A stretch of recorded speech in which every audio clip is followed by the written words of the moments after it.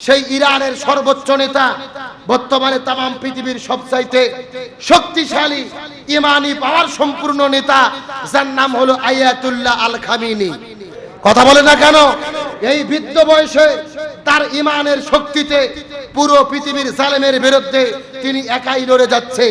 তিনি মিডিয়ার সামনে বলেছে, আমরা প্রয়োজনে জীবন দেব, কিন্তু বাতিলের কাছে মাথা নত করব। জোরে বলেন, মাথা নত করব। আমার মনে বলে বর্তমানে তামাম পৃথিবী কোটি কোটি যুবকের চেয়ে আয়াতুল্লাহ খামিনির এক বৃদ্ধ মানুষের ইমানের শক্তি এই জমিনে সবচাইতে বেশি। এই বৃদ্ধ বয়সে পাকের বাচ্চার মতো, সেনাপতির মতো, উমার ফারুকের যোগ্য উত্তরসূরি হিসেবে তিনি জালেমের চোখে চোখ রেখে কথা বলছেন, তাদেরকে হুঙ্কার দিয়ে যুদ্ধ চালিয়ে যাচ্ছেন। ইসরায়েল থেকে হামলা করেছে ইরানের ভেতরে, যখন আয়াতুল্লাহ আল খামিনি দাঁত ভাঙা জবাব দিয়েছে, ইরানের আপনার ইসরায়েলের প্রধানমন্ত্রী বেনিয়ামিন নেতানিয়াহু ভয়ের ঠেলায় বাংকারের ভেতরে পালাতে বাধ্য হয়েছে। জোরে বলেন আল্লাহু আকবার। মাটির মধ্যে বাংকার তৈরি করে ভয়ের ঠেলায় সেখানে পালাইছে। তার মানে বোঝা গেল ঠেলার নাম, এ জোরে কোন ঠেলার নাম? আচ্ছা বলেন তো, বিড়াল কি গাছে চড়ার জন্য কোনো মাস লাগে? কোনো মাস লাগে না, ঠেলাত করলে এমনি গাছত চড়ে। কথা বল না কেন? আমরা বলতে চাই নেতানিয়াহুকে, তোমাদের এত শক্তি, এত পাহাড়, তাহলে পালিয়ে লুকাচ্ছ কেন? কথা বল না কেন? ওই দেশের জনগণ আরো বেশি ভীত, রাজপথে নামে মিছিল করতেছে, ইরান আমরা তোমাদের কাছে সারেন্ডার করলাম, আমরা হেরে গেছি, তোমরা জিতে গেছো, যুদ্ধ বন্ধ করো। আল্লাহু আকবার বলেন। আবার মিছিল করতেছে পাকিস্তান, তোমরা ইরানকে একটু বুঝাও, যুদ্ধ বন্ধ হোক, আমরা যুদ্ধ চাই না, আমরা হেরে গেছি, তোমরাই জিতে গেছো। ওদের দেশের জনগণ বলতেছে, কিন্তু মিডিয়া সঠিক খবর প্রচার করতে দেয় না। আসলে ওখানে কিন্তু কঠিন অবস্থা। তারা গাজা যেভাবে মাটির সঙ্গে মিশে দিয়েছে, ইরানও তাদেরকে মাটির সঙ্গে মিশে দিচ্ছে। আল্লাহু আকবার বলেন।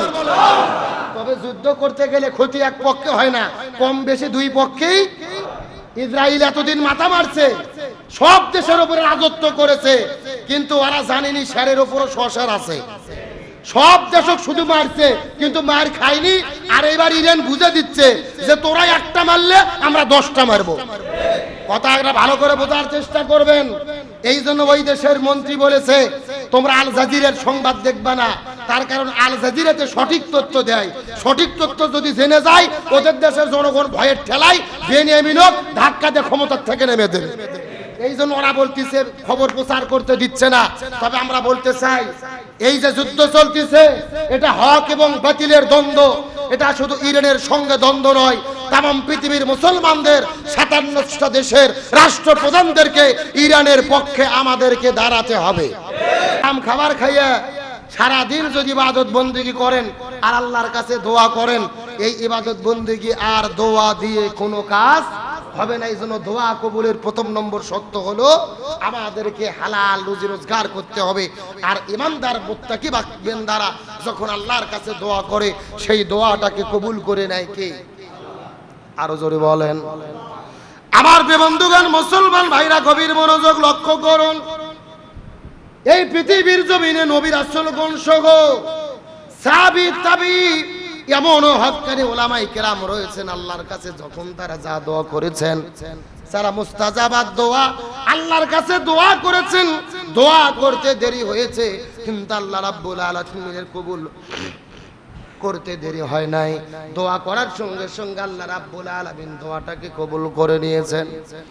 উহুদের যুদ্ধের দিনে আমার নবীজির দুইজন সাহাবী, হযরত সাদ বিন আবি ওয়াক্কাস রাদিয়াল্লাহু তাআলা এবং তার সঙ্গে আরো একজন সাহাবী, দুইজন সাহাবী বাড়ি থেকে বের হওয়ার পরে যুদ্ধ করার জন্য উহুদের ময়দানের দিকে রওনা শুরু করলেন। উহুদের ময়দানে যাওয়া শুরু করলেন। দুইজন সাহাবী হাতে হাত রেখে যুদ্ধের ময়দানে চলে যাচ্ছেন। যেতে যেতে দুইজন মিলে বুদ্ধি করলেন, এ সাদ বিন আবি ওয়াক্কাস, আমি আল্লাহর কাছে মনে মনে প্রার্থনা করব, আল্লাহর কাছে আমি একটা দোয়া করব, তুমি একটু আমিন বলে আমাকে সমর্থন করবা। তার কারণ হাদিসের মধ্যে নবী বলে দিয়েছে তিন ব্যক্তির দোয়া আল্লাহ তাআলা কখনোই ফেরত দেয় না। এক নম্বর হলো মুসাফির, যেই ব্যক্তি সফরে থাকে এই ব্যক্তি যদি দোয়া করে আল্লাহ তাআলা দোয়াকে ফেরত দেয় না। দুই নম্বর হলো পিতামাতা যদি সন্তানের জন্য দোয়া করে আল্লাহ তাআলা এই দোয়াকে কখনোই ফেরত দেয় না। আর তিন নম্বর হলো মুজাহিদ, এই জমিনে যারা জিহাদ করে যুদ্ধের ময়দানে রওনা করার পরে দোয়া করলে আল্লাহ তাআলা সেই দোয়া ফেরত দেয় না। সাহাবীটা সাদ বিন আবি ওয়াক্কাসকে ডাক দে বলে, এ সাদ বিন আবি ওয়াক্কাস, আল্লাহর কাছে আমি দোয়া করব, আর তুমি মুজাহিদ হিসেবে আমি যখন মনে মনে দোয়া করব তুমি শুধু জোরে জোরে আমিন বলবা। তবে আমি মনে মনে কি দোয়া করব, আল্লাহর কাছে কি চাইব, এটা আমি তোমাকে বলবো।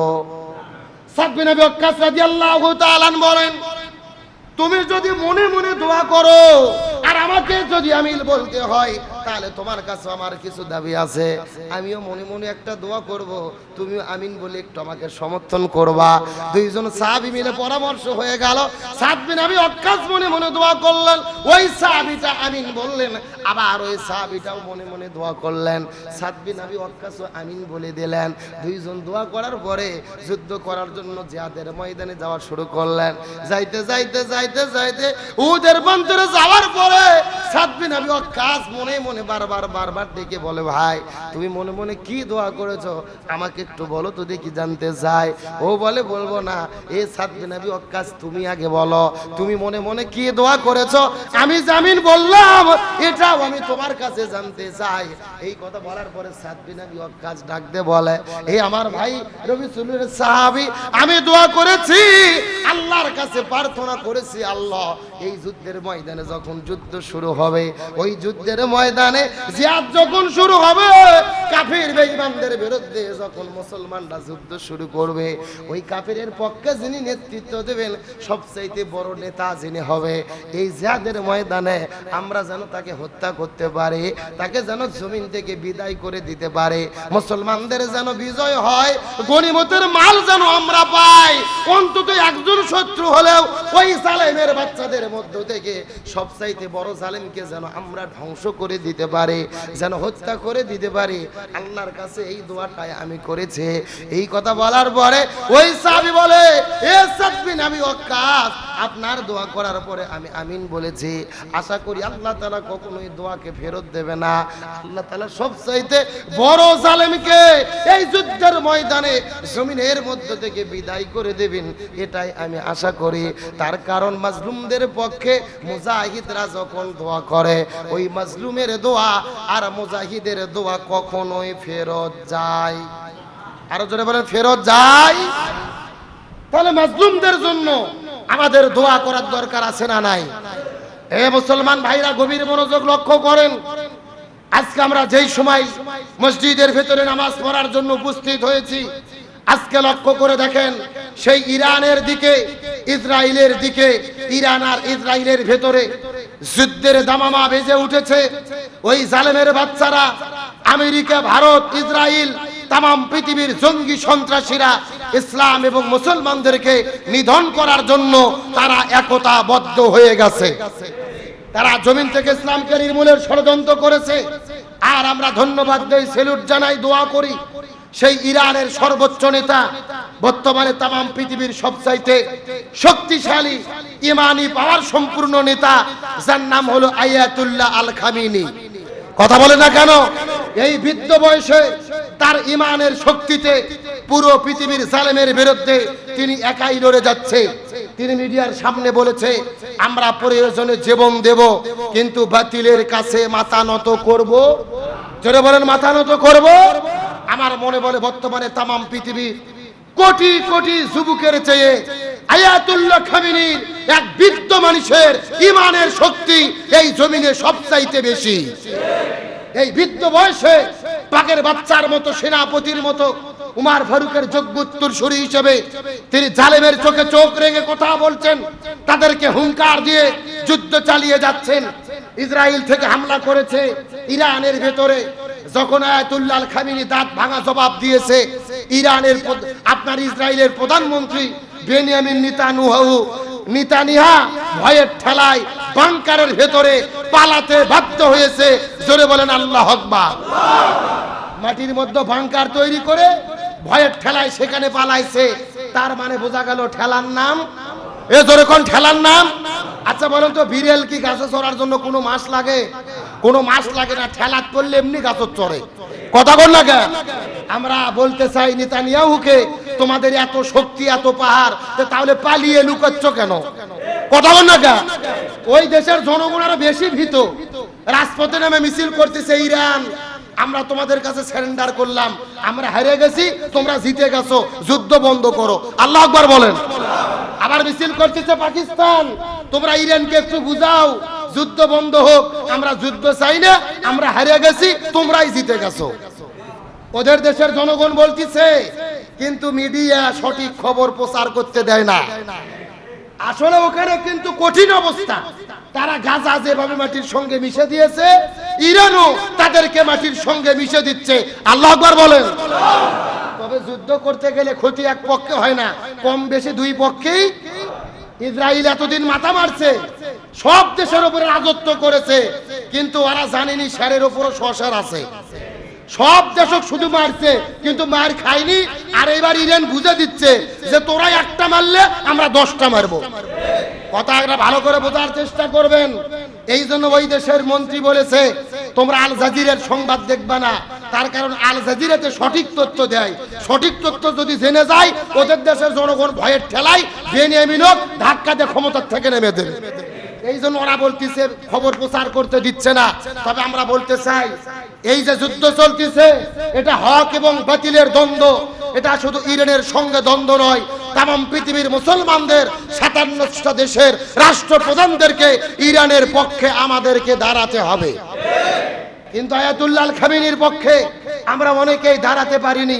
অনেকে ফতুয়াবাজি করতেছে যে ইরান হলো শিয়া, ওদের আকীদা খারাপ, ওদের পক্ষে দাঁড়ানোর দরকার নাই। এরকম ফতুয়াবাজি আছে না নাই? বলছি তো ওরা শিয়া, আমরা সুন্নি, ওদেরকে অনুসরণ করার দরকার নেই, ওরা আকীদা খারাপ। কি খারাপ? এই সমস্ত তেলতেলা গোয়েন্দার আর বাটপার মুনাফিকদেরকে বলতে চাই, আকীদার চিন্তা ভাবনা পরে করেন। পৃথিবীতে ইসলাম থাকবে কিনা, মুসলমান থাকবে কিনা, আগে সেই চিন্তা আপনাদের করতে হবে। 2000 কিলো দূর থেকে বোমা মেরেছে, মিসাইল মেরেছে, 2000 কিলো। জোরে বলেন কত কিলো? ভালো করে বোঝেন। বাংলাদেশের টেকনাফ থেকে তেঁতুলিয়া হলো 1200 কিলো। কয় কিলো? আর 2000 কিলো দূর থেকে একটা বোমা মারছে, মিসাইল মারছে, ওটা 2000 কিলো দূরে ইরানে আসে। যেই বিল্ডিং এর ভেতরে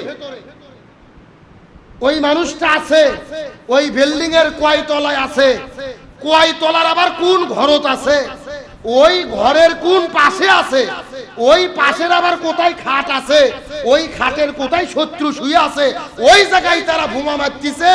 আর আমরা বাংলাদেশে বসে ফতুয়াবাজি করতেছি, ওদের আকীদা খারাপ। কথা কর না কে? 2000 কিলো দূর থেকে বোমা মারিয়ে ইরানের রাষ্ট্র সেনাবাহিনীর প্রধানকে শেষ করে দিল। আমরা ফতুয়াবাজি করতেছি আকীদা খারাপ। আমাদের বাংলাদেশের মুসলমানক যদি ওরা মারতে চায়, 30 সেকেন্ড আমরা নাই হয়ে যাই। সুতরাং ফতুয়াবাজি বন্ধ করে বাস্তবতা বোঝার চেষ্টা করেন। আমাদের আল্লাহ এক, রসুল এক, কাবা ঘর এক, আমরা মুসলমান, আমাদের পরিচয়, আমাদের সংবিধান আল কোরআন। সুতরাং ফতুয়াবাজি করার সময় নাই। ইরানের পক্ষে तमाम পৃথিবীর মুসলমানদের দাঁড়ানো বর্তমান প্রেক্ষাপটে ফরজে আইন, ফরজে আইন, ফরজে আইন। বাস্তবতা না বুঝে তেলতেলা গোয়েন্দারি করে ফতুয়াবাজির দান্দা বাদ দেন। আকীদা মত পার্থক্য মাসালা পড়ে আগে মুসলমানদের পক্ষে দাঁড়িয়ে আকসা আমাদের রক্ষা করার দরকার আছে না নাই? এই জন্য বলি ফতুয়াবাজি নয়, দোয়া তখন কবুল হবে যখন আমরা হালাল খাবার খাবো, আর সাথে সাথে আমাদের চেষ্টাও করতে হবে। কি করতে হবে? জোরে বলেন। 4 বছর হলে আপনাদের মসজিদে ওয়াজ করতেছি ভাই, চুরি বন্ধ করা তো দূরের কথা,